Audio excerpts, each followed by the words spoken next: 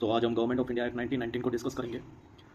1917 के अंदर first time British government ने ये डिक्लेयर किया था कि हम ग्रेजुअली रिस्पॉन्सिबल गवर्नमेंट एस्टैब्लिश करेंगे इंडिया के अंदर। तो इसी को ध्यान में रखते हुए उन्होंने 1919 में गवर्नमेंट ऑफ इंडिया एक्ट लेके आए, गवर्नमेंट ऑफ इंडिया एक्ट 1919 जिसे हम बोलते हैं, और ये केम इनटू फोर्स इन 1921। अब कुछ इसके जो की फीचर्स थे वो ये थे कि फर्स्ट टाइम इन्होंने डायरकी सिस्टम एस्टैब्लिश किया था। जो भी सब्जेक्ट्स थे उनको दो पार्ट्स में डिवाइड किया था, एक सेंट्रल सब्जेक्ट्स और प्रोविंशियल सब्जेक्ट्स। और प्रोविंशियल लेजिस्लेचर है वो उसको एम्पावर किया था कि वो अपने सब्जेक्ट्स पे लॉज बना सकती है, पॉलिसीज बना सकती है। फर्दर जो प्रोविंशियल जो सब्जेक्ट्स थे उनको दो पार्ट्स में डिवाइड किया था, एक ट्रांसफर और एक रिजर्व। जो ट्रांसफर सब्जेक्ट्स थे उन पे governor with the help of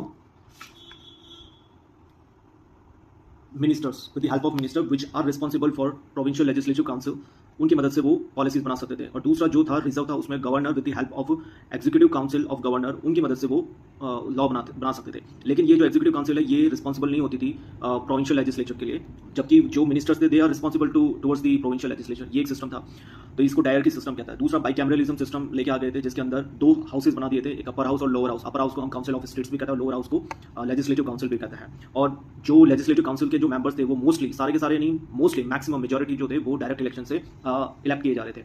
उसके बाद जो वाइसरॉय की जो एग्जीक्यूटिव काउंसिल थे उसमें 6 मेंबर होते थे, तो उन 6 मेंबर में से ये फिक्स कर दिया गया था कि जो 3 मेंबर होंगे वो इंडियन होंगे।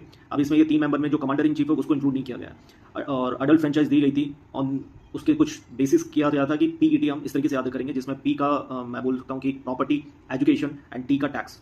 तीसरा सेपरेट इलेक्टोरेट थे, वो उनको एक्सटेंड कर दिया गया था। अब Sikh, Anglo Indians, Christians and Europeans, Christian कौन से वाले, इंडियन क्रिश्चियंस और यूरोपियंस, इनके ऊपर भी, इनके लिए भी सेपरेट इलेक्टोरेट का प्रोविजन लेके आ गए थे।